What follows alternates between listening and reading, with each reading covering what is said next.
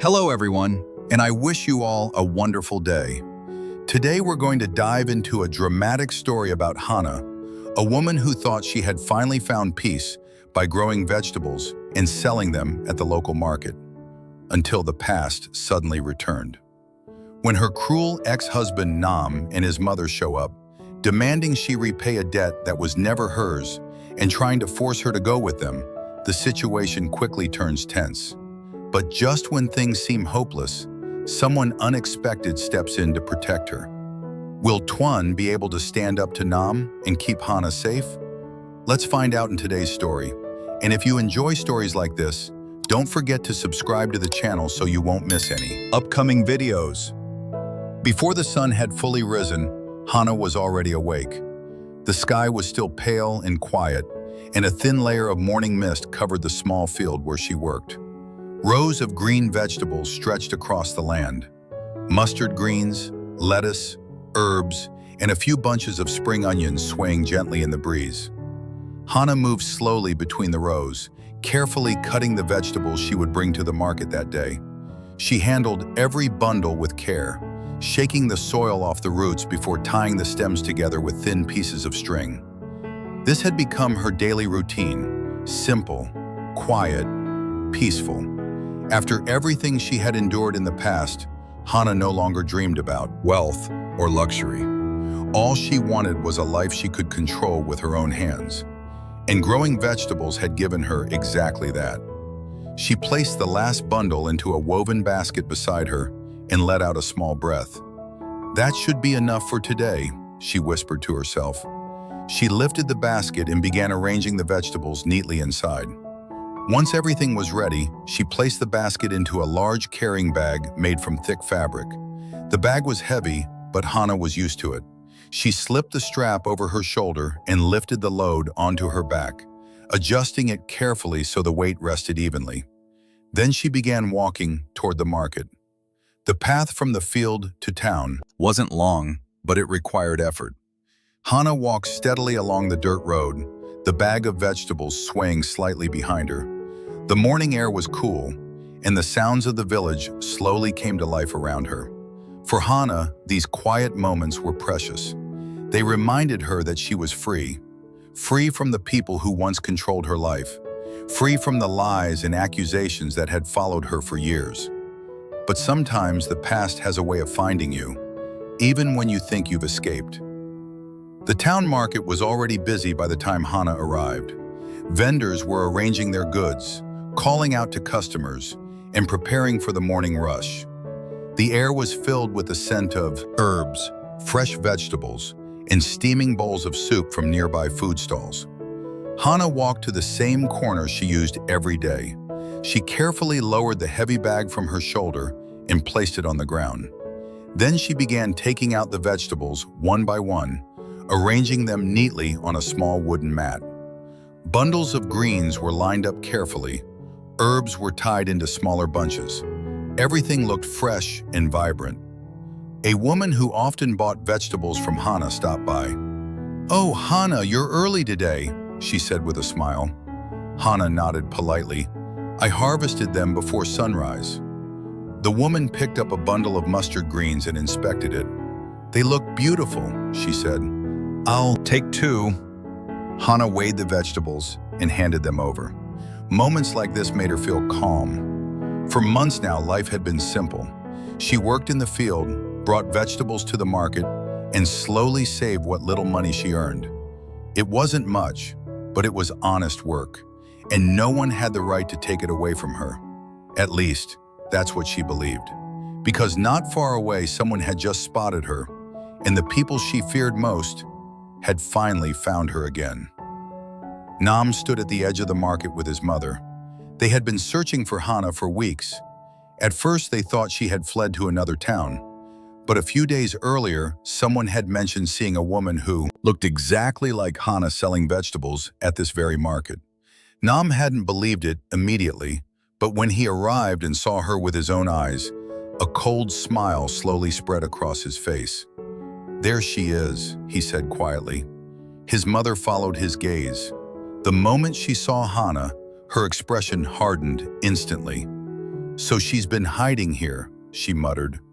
Hana was standing behind a small mat on the ground, calmly arranging vegetables like any other vendor.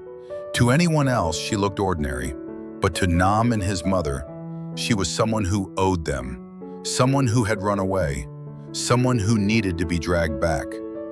Nam cracked his knuckles slowly. She really thought we wouldn't find her. His mother's eyes narrowed. Go talk to her, she said, and don't let her escape again. Nam nodded. Without hesitation, he and his mother began walking straight through the market. Several vendors glanced at them as they passed, sensing something unpleasant about their presence. Nam didn't care who was watching. His eyes were fixed on one person, Hana. Hana was tying another bundle of herbs when she suddenly felt a strange chill, a feeling she couldn't explain. She looked up, and her heart froze. Nam was standing just a few steps away. Beside him was his mother. For a moment, Hana's breath caught in her throat. The market noise seemed to fade into the background. Nam looked down at the vegetables in front of her and let out a mocking laugh. Well, well, he said loudly. So this is where you've been hiding. Several nearby vendors turned to look. Hana slowly stood up. Her eyes met his. What do you want? She asked calmly. Nam raised an eyebrow, clearly amused by her tone. What do I want? He repeated. His mother stepped forward, her face full of anger. What we want is simple, she said sharply. You need to pay back the money you owe our family. Hana didn't react. She had heard this accusation countless times before. That debt has nothing to do with me, she replied firmly. Nam's expression darkened instantly. You're still saying that? He snapped. His mother pointed at Hana angrily. Don't pretend to be innocent. She kicked one of the baskets on the ground, sending a few vegetables rolling across the dirt. You married into our family, she continued harshly. That means the debt belongs to you too. Hana shook her head slowly. I never borrowed money from you. Nam leaned closer, his voice dropping into a threatening tone. You think you can just run away and start over? Hana didn't step back. I'm not running away, she said quietly. I'm living my life. Nam's patience was gone. You don't get to decide that. His mother suddenly grabbed Hana's arm. Stop acting stubborn, she said coldly. You're coming with us. Hana tried to pull her arm free. Let go of me. Nam stepped closer, blocking her path. You've caused enough trouble already, he said. Come back and deal with the debt.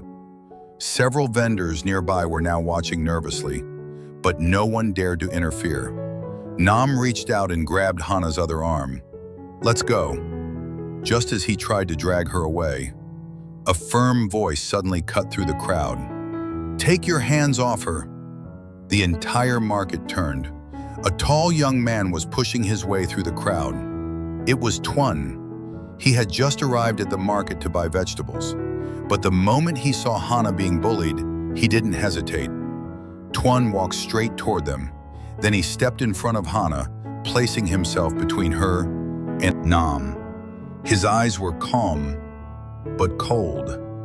If either of you touches her again, Tuan said slowly, I won't stay quiet.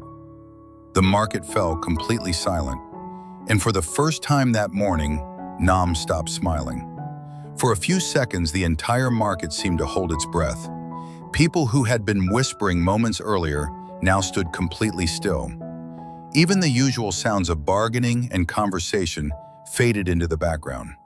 All eyes were now on the four people standing in the middle of the market.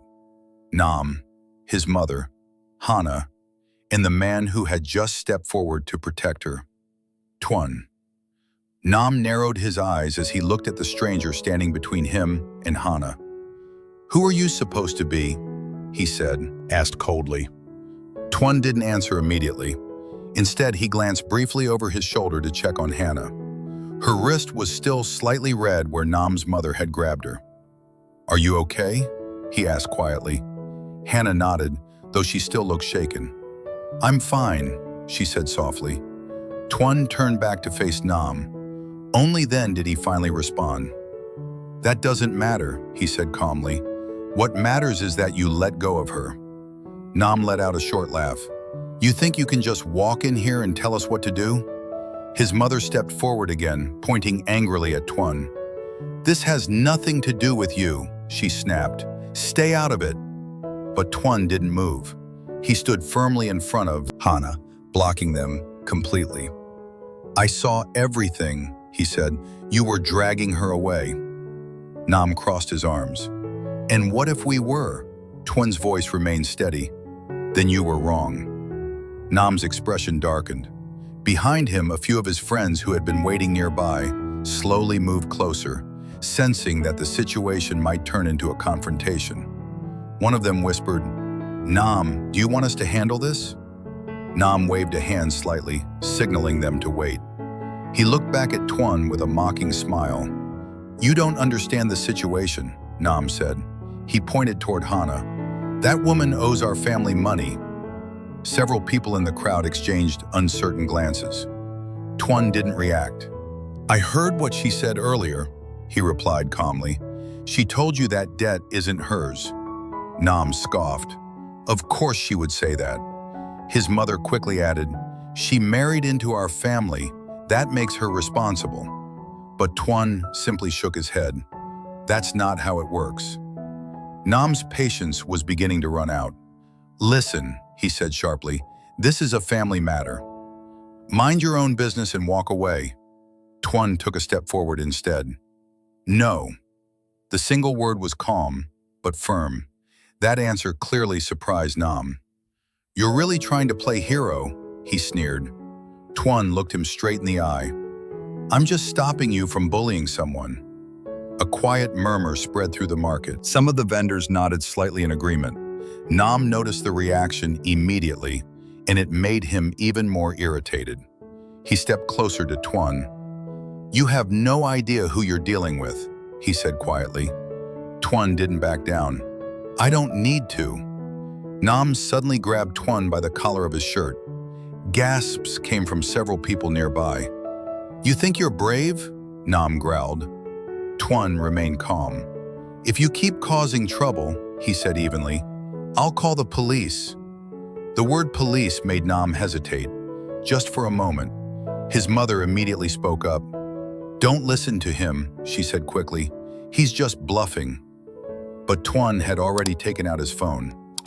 "I'm not bluffing," he said. "I've already recorded what happened." Nam's eyes flicked toward the phone.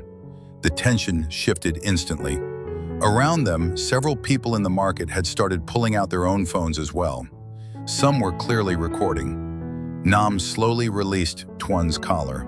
His mother looked around nervously. "Let's just take her and go," she whispered angrily. But Nam knew the situation had changed. If things escalated now, there would be too many witnesses. And if the police really got involved, it could create problems he didn't want. He looked at Hana with burning anger. "This isn't over," he said. Hana didn't respond, but this time she didn't look afraid either. Tuan remained standing beside her. Nam glanced at him again. "You think you can protect her forever?" he said coldly. Tuan answered immediately. "As long as she needs help." Nam's jaw tightened. For a moment, it looked like he might start another fight, but then he stepped back. His mother grabbed his arm. "Let's go," she muttered. Nam stared at Hana one last time. "You can't hide forever," he said. Then he turned and walked away through the market, his mother following behind him. His friends hesitated for a second before quickly leaving as well. The tension that had filled the market slowly began to fade. People started talking again. Several vendors approached Hana's stall. "Are you okay?" one woman asked. Hana nodded. "I'm all right." Another vendor helped her pick up the vegetables that had fallen to the ground earlier. "You shouldn't deal with people like that alone," he said kindly. Hana gave a small, grateful smile. "Thank you." One by one, the crowd slowly returned to their business, but Tuan was still standing beside her. For a moment, neither of them spoke. Then Hana turned toward him. "Thank you," she said softly. Tuan shook his head. "You don't need to thank me." He glanced at the direction Nam had disappeared. "They shouldn't have treated you like that." Hana lowered her gaze slightly. "They've been doing it for a long time." Tuan's expression softened. "Not anymore," he said. Hana looked at him with quiet surprise. Tuan smiled faintly. "If they come back," he added, "they won't be dealing with you alone." Hana didn't know what to say. For so long she had faced everything by herself. But today, someone had stepped forward to stand beside her. Still, the question remained. Nam had left for now, but people like him rarely gave up easily. And as Hana looked at the busy market around her, one thought quietly formed in her mind. Was this truly the end of the trouble, or only the beginning of something bigger? Hana has been trying to rebuild her life quietly by growing vegetables and selling them at the local market. Every day she carries a basket of fresh greens to town, hoping the peaceful routine will help her leave the past behind. But one morning, her cruel ex-husband Nam and his mother suddenly appear at the market. They accuse her of owing their family money and demand that she go back with them to repay the debt. When Hana refuses and insists the debt was never hers, the situation quickly turns aggressive as they try to drag her away in front of everyone. Just when things seem out of control, Tuan arrives at the market and witnesses the scene. Seeing Hana being bullied, he steps in without hesitation and firmly stands up to Nam. His intervention forces Nam and his mother to leave, at least for now.